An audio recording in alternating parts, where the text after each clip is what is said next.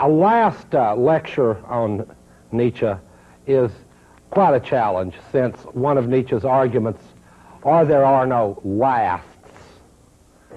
There are no last interpretations. There are no last desperate moments. In fact, it's a little remark about history that I might begin this so-called last lecture with, is that the spirit of danger and catastrophe we may feel ourselves in today is in a sense profoundly ahistorical. I have a feeling that in a certain way perhaps every moment of history has seemed to at least some of its participants to be a profound moment of danger. And certainly if one looks back over the trail of history, it's much easier to see its barbaric ruin than its rational progress. In any case, I'm going to try in this last lecture, which will not, as I've just systematically indicated, be a last lecture or last interpretation, to evoke again that postmodern space to which the text of Nietzsche leads us and try to move us a bit beyond that by discussing Nietzsche's progeny. Now, Nietzsche's progeny, as I said, is already for me a joke, because Nietzsche had no legitimate children. He had many illegitimate theoretical children. And in fact, I think that in a certain way, if Nietzsche's text is in any sense a success, and by that I mean given its paradoxical nature, it was written to fail, but in certain interesting ways. I think that if it's a success in any other stranger sense, it is in the multiple and bizarre progeny which have taken the text up, used it, misused it, abused it, twisted it, turned it in 1,000 different interesting ways. And if I've succeeded in suggesting a few of those, I'll be more than happy to have so perverted something that was perverse to begin with. In any case, I'd like to close with a return to our postmodern scene and try to make a little clearer what I mean by that with something more than indirection. I've already indicated one of the things that marks off the postmodern or the postmodern situation from what might be called a modern situation is the televisual, telecommunicational network and the saturation of modes of information, surveillance, and control at a level and intensity where the quantity of them qualitatively changes the nature of our experience.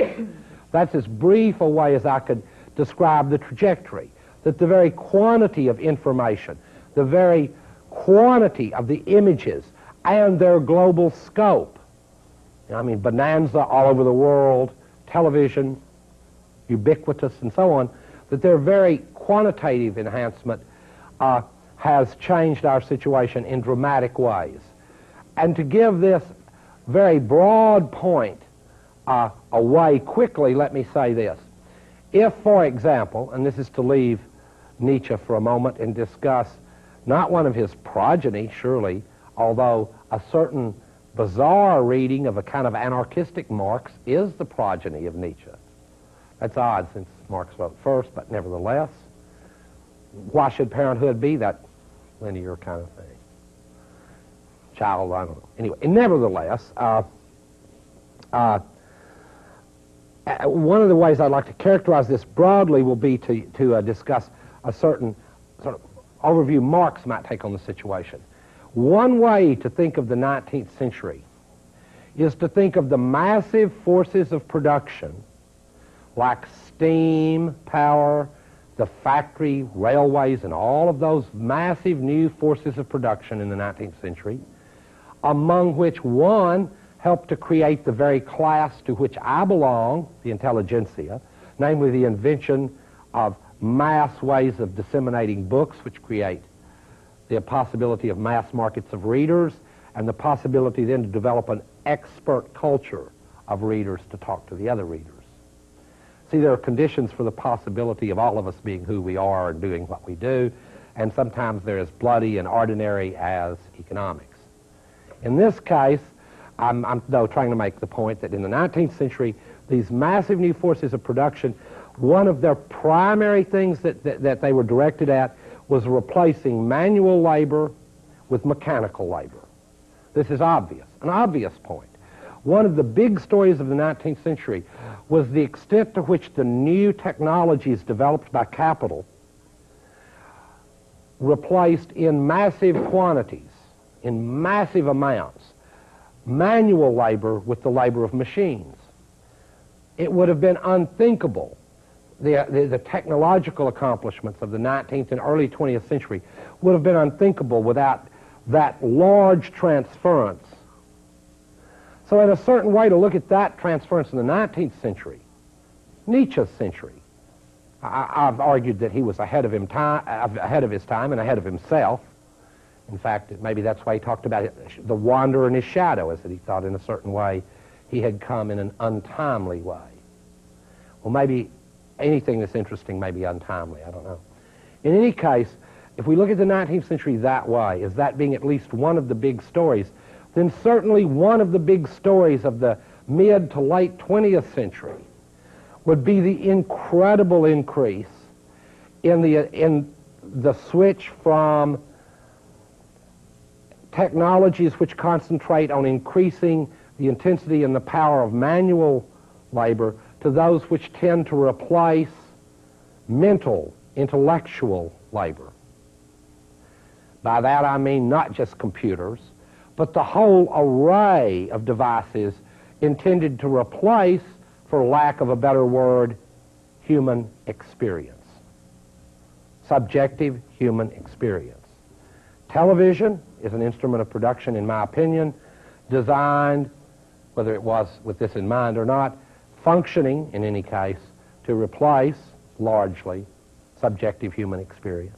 Computers, designed sometimes for the direct technical function of replacing intellectual experience. In other words, things like adding, multiplying, dividing, subtracting. Really difficult now to get a child in the second or third grade to bother to learn to do that, and for obvious reasons. They have 3 keys they know how to punch. Why should they do that with their minds? Why waste that labor? Well, I'm not saying that in a cynical way, because it's like asking, after you've built a steam engine, why you should take a toothpick and knock over a mountain instead of using a steam drill. You know, I'm not saying our children are wrong. Maybe they should say, well, geez, you know, you invented all this stuff to replace intellectual labor, now you're asking me to do that? Give me a break. I mean, it'd be like asking you in the early 19th century to knock over a mountain and forget those new steam drills. This replacement, however, of, as it were, the other part of the human equation, if we think of the human equation as being something about humans as embodied and then humans as intelligent and subjective and rational, then we will see that, as it were, the advance of society has tended to replace both the human attributes that belong to mechanical skills, manual skills, as well as to intellectual skills. One of the reasons we value sport so much now is that the replacement of the laboring body required for the development of our society can be vicariously enjoyed when we see Michael Jordan dunk, and we remember quasi-nostalgically the beauty and the pleasures of the body. Although, of course, now deferred into an image, because the secret of a postmodern society is that everything that was directly lived has moved away into a representation or an image. Everything that was directly lived has moved away into a representation or an image. So that we, as it were, enjoy the vicarious pleasure of a flying body. We hear the jingle, "Be like Michael, be like Michael." We participate vicariously in the beauty of the body, but this time as an image. As an image. This is a different,